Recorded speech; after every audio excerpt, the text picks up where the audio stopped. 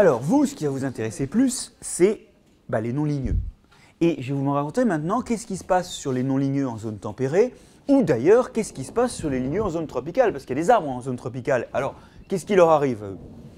Alors, souvent, on parle de racines quand on déterre une plante, mais on ne devrait pas, parce que c'est déjà des mycorhizes. Simplement, ça ne se voit pas. C'est vrai que l'ectomycorhize, avec des bons yeux, on voit qu'il se passe un truc bizarre. Mais les endomycorhizes, elles, sont très différentes. En réalité, la racine paraît une racine. Et il n'y a qu'après coloration, alors Leonardo a préparé des colorations pour demain, donc on verra ça. Il n'y a qu'après une coloration spéciale, qui commence par une décoloration de la racine, on vous dira ça, s'il faut voir à travers. Il n'y a qu'après coloration du champignon qu'on arrive à voir que dans les racines ordinaires et saines, il y a des filaments de champignons qui traînent. Et les champignons en question, ils font deux types de structures. D'abord, ils font des renflements en forme de vésicule, où il y a souvent une grosse goutte d'huile. Ils stockent leurs réserves dans la racine, parce que c'est mieux là que dehors. Bon. Et la deuxième chose qu'ils font, c'est que vous voyez ces filaments-là pénètrent dans les cellules de la racine, ils rentrent dedans en se ramifiant finement. Ils font des vésicules et des arbuscules. Ces arbuscules, regardez, j'en ai d'autres ici, vous voyez, c'est des diverticules du filament qui se ramifient. Le filament, il fait 10 microns, donc 1/100 de millimètre. Le bout des diverticules, il est 10 fois plus petit. Hein. Il fait 1 micron, il a la taille d'une bactérie. Et alors, il faut bien que vous représentiez que ça, c'est la paroi de la cellule, là. Donc le champignon est rentré dans la paroi de la cellule, mais il ne rentre pas vraiment dans la cellule.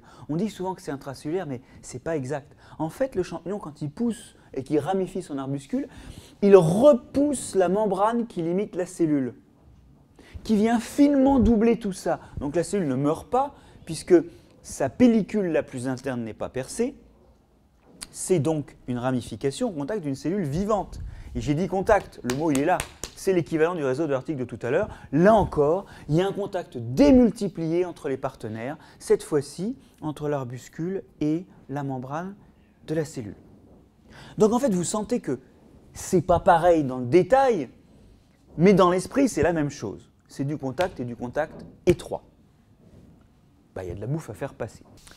Alors maintenant, ce n'est pas parce que le champignon, on ne le voit pas trop en surface de la racine, qu'il n'est pas dans le sol. Simplement, quand on arrache une racine et qu'on rince, c'est un traitement de brutasse. C'est-à-dire qu'en fait, on casse tout.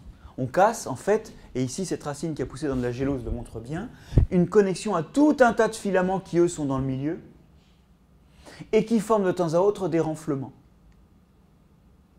Et ces renflements, qu'est-ce que c'est? On en verra ensemble, j'espère en tout cas, parce qu'on a amené les tamis. Enfin, Leonardo a amené les tamis. C'est des structures qui sont assez grosses, qu'on trouve facilement dans le sol en tamisant entre 100 et 400 microns, donc 0,1 et 0,4 mm. Et c'est soit des spores, qui sont au bout de filaments, soit des petits groupes de spores ensemble. Et donc, ça veut dire que ces champignons-là, vous ne les voyez jamais en surface, parce qu'ils font tout sous terre. Ils vivent sous terre, et puis ils se reproduisent sous terre. On ne les connaît pas. Ces champignons-là, qui font donc des spores très discrètement, c'est des gloméromycètes. C'est spécifique aux endomycorhizes? Et en fait, ces champignons-là, c'est eux qui font des endos, ils ne font pas d'ecto. D'accord, donc on ne les voit jamais fructifier à la surface. Et on ne les voit jamais, alors fructifier, voilà, le truc c'est que ce qu'on voit des champignons ectomycorhiziens, c'est l'organe avec lequel ils produisent des spores pour se disperser. C'est en quelque sorte leur fruit.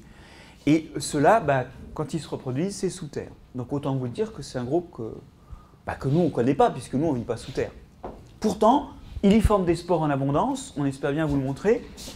Oui, aujourd'hui on va récupérer du matériel en forêt et demain on fait l'expérience tous ensemble. On va tamiser le sol, on va récupérer à différentes dimensions du tamis, on va voir éventuellement avec une loupe binoculaire qu'est-ce qu'on aura. Sinon on fera même au microscope. J'ai déjà pas mal d'expérience dans n'imprendre quel sol Mais on pourra s'arrêter. Une diversité énorme des spores. On pourra s'arrêter pour faire ça en prairie aussi. On n'a pas besoin de prendre du sol forestier pour ça. Il faut juste qu'on se trouve une prairie pas trop fumée. Oui, oui, ça c'est un important. Vous allez voir qu'il y a quand même un problème. Ouais. Donc voilà, ça c'est les endomycorhizes. Alors, qui fait les endomycorhizes? Alors, du côté des champignons, un seul groupe qu'on appelle les, je vais écrire le nom au tableau, mais j'en fous un peu, les gloméromycètes. Et ces gloméromycètes, en fait, vous voyez que c'est un groupe qui est apparu, qui a divergé des autres champignons très très tôt dans l'évolution. Et ils font que ça. C'est-à-dire qu'on les trouve que sur les racines, et d'ailleurs, ils ne poussent pas du tout sans racines. On ne sait pas les cultiver. En fait, quand on les cultive au labo, on les cultive soit dans des pots, soit sur des racines génétiquement modifiées pour grandir, grandir, grandir indéfiniment. Eux, ils sont carrément inféodés à ça, les gloméromycètes. Et ces gloméromycètes, vous voyez qu'ils forment, c'est un groupe en jaune unique. Donc il y a un seul groupe de champignons. Là, ce n'est pas du tout la même histoire que l'autre. Hein. Et alors, qui du côté des plantes? Alors, c'est simple, on n'a pas mis de jaune. Parce que sinon, d'ailleurs c'est con, on aurait pu le mettre, mais on aurait mis partout. C'est 80% des plantes distribuées dans absolument tout l'arbre évolutif des plantes. Donc c'est vraiment la règle générale. On verra plus tard effectivement que 5% de plantes ectomycorhizées, 80% de plantes endomycorhizées, 10% d'autres. On est à 95, il nous reste 5% de... On va y venir. Parce que vous verrez que ça recoupe aussi certaines cultures. Bon, alors juste la même histoire que tout à l'heure, hein, je prends du sol, je le stérilise. Je me dis naïvement que ça va pousser mieux puisque j'ai tué les pathogènes. Je sème de l'oignon. Il a 3 mois ici. Là, il est sur le sol stérilisé. Et là, sur ce sol stérilisé, on a réintroduit des spores qu'on avait bêtement tamisés. Au passage, d'ailleurs, on a peut-être, avec eux, réintroduit, sans le voir, des spores plus petites de pathogènes. Bon, n'empêche que ça pousse normalement. Ça a une drôle de gueule pour de l'oignon de 3 mois. En d'autres termes, vous retrouvez l'histoire que la présence de ces champignons est nécessaire à un développement normal. C'est plus ou moins nécessaire. Ça pousse sans. Si vous prenez du trèfle, ça ne pousse pas sans. Trèfle, sans mycorhize, dans des conditions ordinaires, ça ne pousse pas. Bref, on retrouve ici un organe mixte formé chez 80% des plantes avec des gloméromycètes. Je suis désolé pour la faute d'orthographe. C'est de nouveau une structure mixte avec une fonction mixte qui est l'alimentation. Et finalement, globalement, quelle que soit la forme, endo-ectomycorhize, vous retrouvez que c'est une mycorhize, quoi. Simplement, ce n'est pas les mêmes protagonistes. D'un côté, la plante, comme de l'autre, le champignon.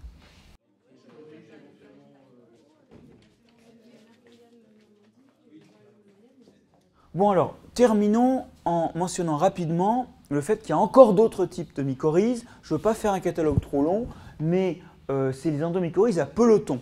Parce que là, le champignon fait comme un nid de tagliatelle dans les cellules. Alors il y a ça notamment chez les éricacées. C'est la famille de la bruyère qui contient les myrtilles, qui contient les bruyères et les calunes. Alors ces plantes-là, elles font des racines où il y a des très très grosses cellules superficielles qui sont colonisées plus ou moins en surface, mais surtout à l'intérieur par des espèces de tas de champignons que vous voyez que ce tas de champignons dans une cellule, il passe et il repasse. C'est vraiment comme un nid de tagliatelle. Le champignon, le filament rentre et puis il fait une espèce de pelote. Et cette pelote repousse la membrane de la cellule. Vous devinez la membrane là, qui double le champignon. Donc ça se passe dans une cellule qui n'est pas tuée. En fait, il ne rentre pas dans la membrane, la pellicule la plus interne, il rentre juste dans la paroi. Ces mycorhizes à peloton, où le champignon fait une pelote dans les cellules, on en a aussi dans les orchidées. Les orchidées également. Alors vous voyez qu'il y a donc 2 familles qui ont inventé des types mycorhiziens différents. Les éricacées, la famille des bruyères, et les orchidées. Quand vous regardez un système racinaire d'orchidées, vous ne voyez rien de dehors. Quand vous coupez les cellules au microscope ou au microscope électronique, ici à transmission, vous voyez très bien que vous avez des petits points. Et bien ça, c'est les intersections d'un champignon qui passe et repasse. Il fait une pelote dans une cellule qui est vivante.